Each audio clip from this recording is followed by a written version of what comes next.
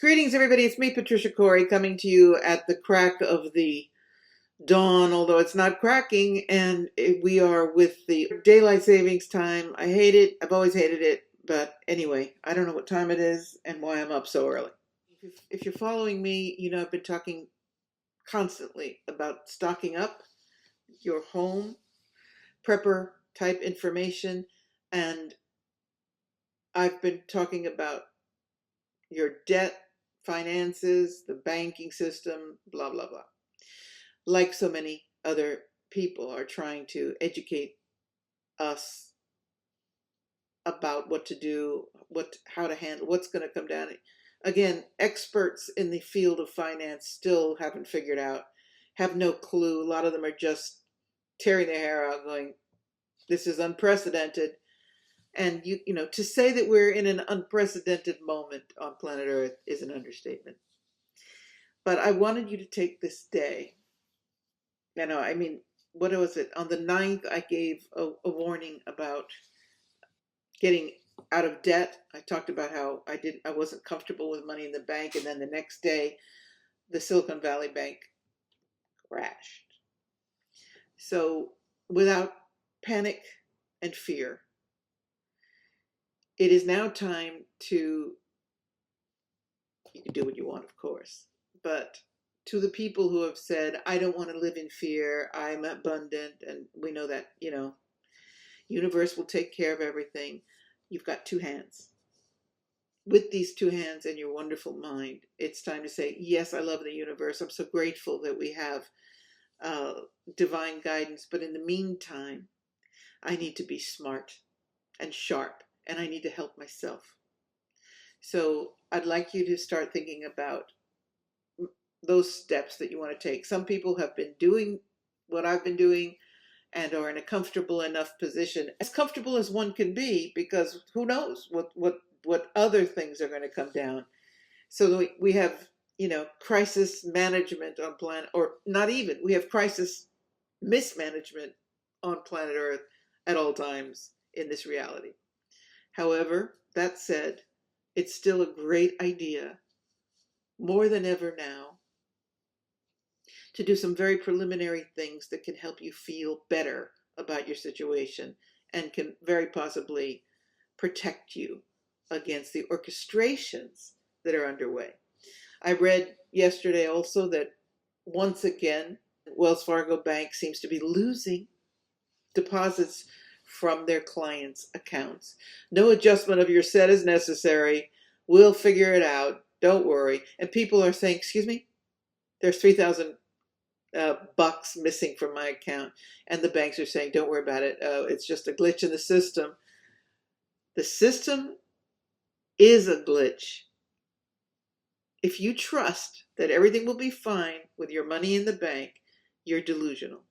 We have event after event, whether it's Wells Fargo losing 3,000 bucks out of your account, or whether it's an entire bank crashing and people online going, will I ever see my money again?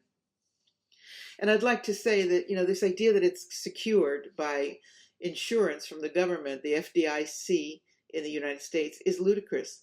They're saying that 3 to 7% of the funds that have been lost at Silicon Valley Bank fall in the category of government-backed protected accounts or funds, and the rest is not.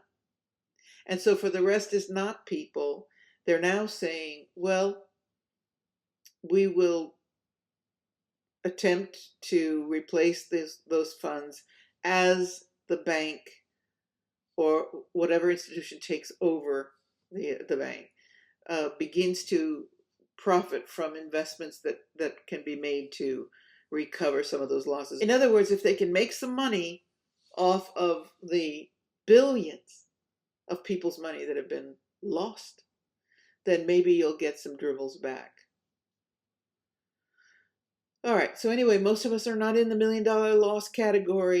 And what I would like to re-emphasize, since I've gotten static over the years from people saying I live in trust of the universe, it's divine order, I trust that I'll have everything I need in abundance, and so do I, and I am. I'm very abundant, but I also work at it.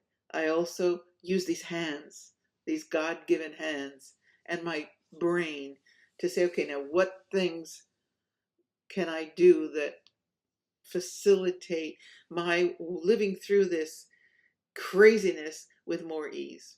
Let's call it that. So today, Sunday, March 12th, I'd love everyone. If you're stocked up, great. If you've been prepping, fabulous. If you've got some cash set aside for what it might or might not be worth. If you've got some gold and silver, you're in good position. Great. I really think it's a great idea to have gold and silver. But again, I'm not a financial advisor. We always have to, make that declaration. Otherwise, one can be interpreted as misdirecting other people. So I have no gain, no financial interest in sharing a few ideas. And one of them is, and, someone just told me yesterday, it's good for you, but I can't afford to buy any gold or silver. And I said to her, how many Starbucks do you have a day? How many times do you go out to eat a week? She smokes a pack and a half a day. What's that, $10? I don't even know. $10, $11 for a pack and a half of cigarettes a day times 30. You can afford silver if you stop smoking. So we all make the choices we make, and everybody's entitled to make them. But what I'd love you to do today, regardless of those choices and how determined you are to stick to them, get out to the store. Stock up your pantry. Get water. You don't have to buy bottled water. All you need is containers. You fill up with your own containers with water, especially if you have a Berkey filter or another system to filter the water. But at any rate, be sure you've got some water and start looking at your stash. I've got to do it again. I do it over and over and over. See what you've got in your pantry and know that anything can happen right now. And if your homestead is stocked with things you need that may not be there later, or that you may not be able to buy, because when the banks close their doors, and this may not be the first domino, but it may, and the ATMs shut down, even if you've got cash, which, I'm suggesting we should, you may not be able to transact in it. So take a good look. Be your own store and be your own central bank. We are in for some very, very, very rough times. And most of us have never had to go through it, but we're going through it whether we like it or not. So the question is, how hard do you crash? I don't intend to suffer one moment. And I'm taking all the steps that I can imagine or understand to take to make sure it's a soft landing for the kid Cori. So with that in mind, I leave you with these thoughts. I don't want to harp on anything negative, but as things unfold in these days, we're going to go through some serious bumpy ride here. And I'll tell you what, it feels so good knowing, okay, well, I've done what I can do. If they decide to nuke the planet, I can't do a damn thing about it, so I just cannot worry about it. But if the ATM machine goes down, or the bank is closed for, imagine if, let's play this out. Imagine you go to get some cash out of the machine and the ATM is down. You go to use your card, your debit card, or whatever you use at the store. They're not taking the card. The machines are down. You go to the bank and it's closed because the computers are down. This is happening. This is happening in some places. We now have had a run on the bank at Silicon Valley. If any of you saw that footage of these poor people standing in line, imagine the terror of thinking, if I don't get up to the head of that line and get in that building and get my money out, I may never see it again.